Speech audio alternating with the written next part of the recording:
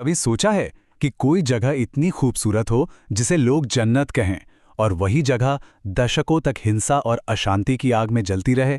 आज हम भारत के नॉर्थ ईस्ट की इसी कहानी को समझने वाले हैं। एक ऐसी जगह जहां कुदरत ने सब कुछ दिया है, लेकिन जिसका इतिहास उग्रवाद और संघर्ष से भरा पड़ा है। तो चलिए थोड़ा और गहराई में उतरते हैं और ये जानने की कोशिश करते हैं कि आखिर क्यों ये खूबसूरत इलाका इतने लंबे समय तक संघर्ष का मैदान बना रहा। हम उन सुर्खियों के पीछे की असली कहानी को समझेंगे जिसे अक्सर हम लोग देख नहीं पाते। तो हमारा सफर कुछ इस तरह रहेगा। पहले हम इस इलाके के अनोखेपन को समझेंगे, फिर देखेंगे कि विद्रोह की पहली चिंगारी कैसे भड़की, इस पूरे संघर्ष की वजहें क्या थीं, इसमें बाहरी ताकतों का क्या रोल था, और आखिर में हम ये सवाल करेंगे कि क्या अब शांति की उम्मीद की जा सकती है। तो सबसे पहले ये समझना जरूरी है कि नॉर्थ ईस्ट भारत के बाकी हिस्सों से इतना अलग क्यों है। इसकी ज्योग्राफी और यहाँ रहने वाले लोग दोनों ही इसे बेहद खास और रणनीतिक रूप से बहुत अहम बनाते हैं।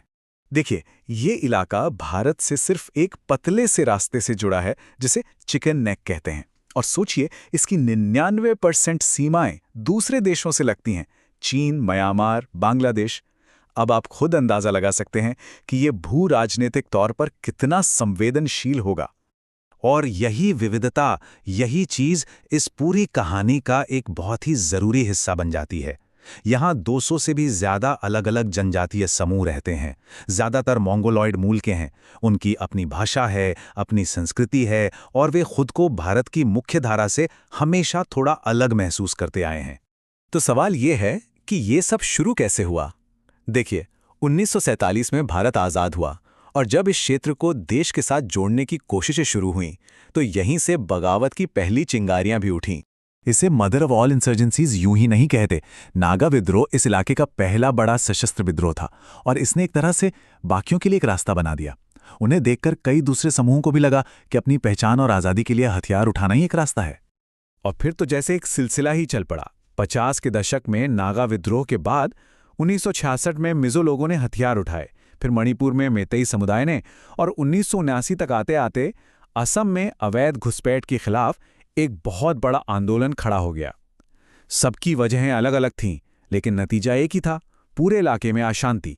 हाँ, हर विद्रोह का ट्रिगर अलग था, पर अगर आप इन सब की जड़ों में जाएं तो कुछ वजह कॉमन मिलेंगी। तो चलिए इन सारे विद्रोहों के पीछे जो कॉमन धागे हैं उन्हें एक एक करके समझते हैं कि आखिर ये आग दशकों तक जलती क्यों रही। तो देखिए, इसमें कई परतें हैं। अपनी अलग पहचान को बचाने की जिद है, विकास की कमी से पैदा हुई नाराजगी है, राजनीतिक अनदेखी का गुस्सा है, और बाहर से आ रहे लोगों की वजह से अपने संसाधनों पर बढ़ता दबाव। ये सब मिलकर एक विस्फोटक मिश्रण बन गया। और एक बहुत बड़ी वजह है दिल्ली से दूरी। सिर्फ भौगोलिक नहीं, बल्कि एक एहसास की दूरी। यहाँ के लोगों को अक्सर लगा कि दिल्ली में उनकी आवाज़ सुनी नहीं जाती। ऊपर से एफस्पा यानी armed forces special powers act जैसे कानूनों ने इस अलगाव की भावना को और गहरा कर दिया।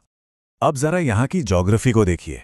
घने जंगल, ऊंचे ऊंचे पहाड़ और हजारों किलोमीटर लंबी खुली इंटरनेशनल बॉर्डर, ये सब मिलकर उग्रवादी गुटों के लिए गुरिल्ला युद्ध करने और आसानी से सीमा पार भाग जाने के लिए एक परफेक्ट माहौल बनाते हैं।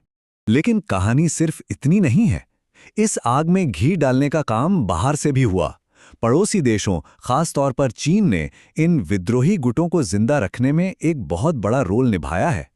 चीन की रणनीति भी आप देखिए वक्त के साथ कैसे बदली। 60 और 70 के दशक में वो सीधे सीधे हथियार और ट्रेनिंग देता था। 80 के दशक में उसने खुद पर फोकस किया तो मदद कम हो गई।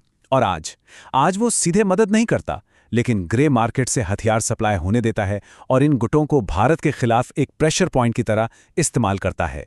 लेकिन जैसा कहते हैं, हर सुरंग के आखिर में रोशनी होती है। ये कहानी सिर्फ अंधेरे की नहीं है। पिछले करीब 2 दशकों में सरकार की लगातार कोशिशों से हालात में कुछ बहुत ही पॉजिटिव बदलाव देखने को मिले हैं।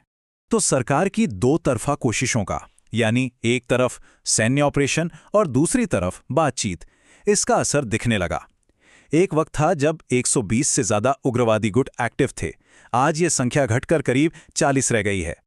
और ये आंकड़े देखिए, ये वाकई बहुत कुछ बताते हैं। गृह मंत्रालय के मुताबिक 2014 और 2020 के बीच उग्रवादी घटनाओं में 80% की कमी आई है, और सबसे जरूरी बात, आम नागरिकों की मौतों में 99% की गिरावट आई है। ये एक बहुत बड़ा बदलाव है। तो सवाल यही उठता है, 75 साल की चुनौतियों और संघर्ष के बाद क्या नॉर्थ ईस्ट में एक स्थायी शांति का सपना अब सच होने वाला है? हाल के सालों में हुई प्रगति एक नई उम्मीद तो जरूर जगाती है।